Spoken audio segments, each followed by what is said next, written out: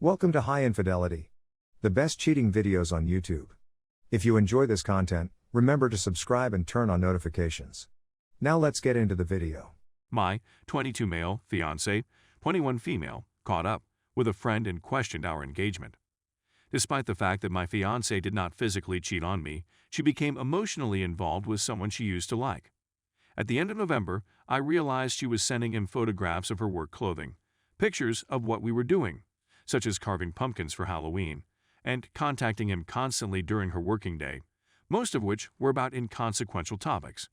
Her wish to watch a Netflix show one night was afterwards referenced by him in their conversation the following morning.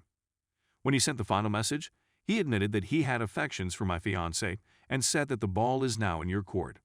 Somewhere along the process, my fiancé remarked something like, "Oh my goodness. That's a lot to take in at once. I need to figure out what I'm doing here. But we shouldn't communicate until I figure it out."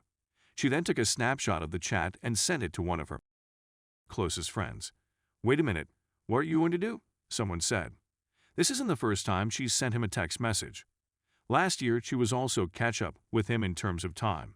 The woman said she loved him, but she was with me at the time and felt her feelings were wrong. I became acquainted with the writings. She turned off the notifications for his iMessage and Facebook interactions. I confronted her and assaulted her. She said that she was aware that she was doing something that would injure me, but she went ahead and did it anyway. I requested a return phone call and returned home to spend a week with my family. As a result of talking to others who urged me to quit since it wasn't the first time, I said I have to give it one more chance and see what she does. And we've been trying to work things out ever since. Currently, I'm seeing a therapist, and she's doing the same. The idea of couples counseling appeals to us, but we need to figure out exactly what we want from it. We spoke about it again last night, and she said that she had never flirted with him, but she later admitted that she may have done so after I discovered it. I get the impression that I'm going around in circles with her. When I'm stressed out, I'm gnashing my teeth and finding it tough to forgive others. The fact that this wasn't the first time she'd slept with him had made her vow to herself that she'd never do it again. I'm concerned about our future, and she tells me on a regular basis that she loves me. However, I assume it is due to the fact that she was detained and almost lost track of me. Any suggestions would be much appreciated. I'm concerned that this would have led in physical cheating at some point in the future. Update 1. I logged into my ex-computer girlfriend's yesterday and uncovered a correspondence with her buddy from a year ago that I was completely ignorant of until yesterday. I was telling her about my dreams, bizarre flirty banter, and pop cultural disputes that I thought I had gotten her involved in. Hindsight, it all lines up. She had a sensation that something was going on in 2019, although she wasn't sure what she was feeling at the moment. We were still dating at that point and not engaged. I also found out 4 weeks ago that she had decided to call it quits on our romance. Also, when she encountered a friend who had been in contact with someone who had COVID, she breached the line of social distance that I had established. Opinions aside, she never told me and my family had a few high-risk people. We had a nice conversation last night. I informed her of my new findings and advised her that it was all over for her.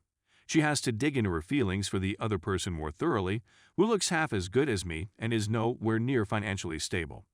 She gave her approval, and I got the ring in return.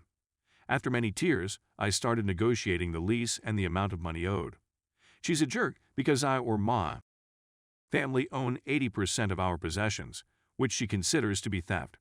She was driving my car and counting on me to bring her and me to our apartment building. Even with a roommate, she will have difficulties. I hope nothing bad happens to her, but she should have taken everything into consideration before casting doubt on our relationship. It is necessary for the time being that I remain in seclusion until I can return to my parents. It's a bizarre state of limbo. Although it is unpleasant, I can see the light at the end of the tunnel. The wonderful memories make me sad, but I know that if this didn't happen, she would express her feelings to other people if we did end up getting married. The good news is that I have a lovely supervisor who has encouraged me to take the next few days off. I also have amazing friends who have been supporting me during this difficult time. The fact that COVID pushed us to postpone our wedding, which would have been 1 week before the big day, is something I'm glad for. Update 2. Our lease on our flat came to an end earlier this month. We were able to get out of the lease with little to no financial consequence on our part.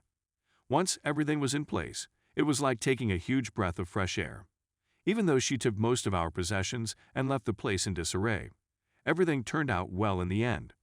90 days have passed since we last chatted with one another, only taking about lease updates and arranging pickups for personal belongings. This was the best choice available. It was difficult at times, but it allowed me to devote more time to my own personal growth and development. I'm really looking forward to getting started on this new chapter of my life. During the celebration, my family had some A5 Wagyu steak from Japan. My savings account has already grown substantially, and the wedding and engagement expenditures were just around $3,000 or so. After all, it's a little price to pay in the larger scheme of things, a lot cheaper than a divorce. I'm getting back into shape, pursuing old hobbies, spending time with family, and hope to continue meeting new people once the COVID has subsided a little. I'd better get moving since I've been informed of a new work chance. The speed with which things may turn around after you get out of the fog is amazing to see. There are no words to express how important it is to move on if you're young and single. The decision to stop things 2 months ago has been so much better than the decision to try to make things better in the same amount of time. Thank you for taking the time to share your thoughts on this subject. My heart goes out to anybody who is struggling with the effects of adultery. I hope that my personal experience may provide you with the encouragement you need, and please do not hesitate to contact me. Cheers. Also, how long did it take for individuals who had just started dating to make the decision to commit? I realize that it differs from person to person, but I'd want to know what your plans are in terms of time. In my opinion, 6 months after D-Day is an appropriate amount of time. Despite the fact that I'm pleased with the way things are going, I would want to devote a little more time to myself. Edit. Someone inquired about the automobile predicament. She was driving my vehicle just before we split up. She was involved in an accident. No one was hurt. The insurance company paid me a substantial sum for the complete loss. She was not at fault. So I went out and got the automobile we had planned to have after our wedding. She was furious when she found out. Update 3. It's been more than a year since D-Day. I cannot express my gratitude to this group enough. Without you, I would not be in the position I am in today. Using this post, I'd want to illustrate that things can become better if you work hard enough for them to do so. Since our lease terminated, I haven't talked to my ex-boyfriend. The choice to go away was the best one I could have taken at the time. It assisted me in getting over my difficulties quickly. I highly suggest you to take this action. Keep your position intact. If you're being trodden on, you need to have a strong backbone. I ultimately succeeded, and it was a fantastic feeling. After a breakup, don't be afraid to take chances. Within 3 months, I was offered a new position that I would not have accepted if I had remained in my former relationship with my boyfriend. In addition to reconnecting with old acquaintances and spending time with family, I started participating in new hobbies, such as hiking. Create new personal goals for yourself now that you are no longer a part of a team. As a result, you must now create goals for your own future. It was both a financial and a professional decision for me. I am glad to say that I have met and exceeded these goals, and that I will continue to do so in 2022. Finally, give yourself some time to rest and recoup. I sought the services of a therapist who proved to be really beneficial. I healed and felt ready to re-enter the dating pool after a period of time. I've since found a wonderful lady whom I would never have appreciated as much as I do now if it hadn't been for my upbringing in a different environment. We're all on this journey together, and in the vast majority of cases, things will get better. This support group is deserving of a lot of appreciation. You're all wonderful people with wonderful personalities.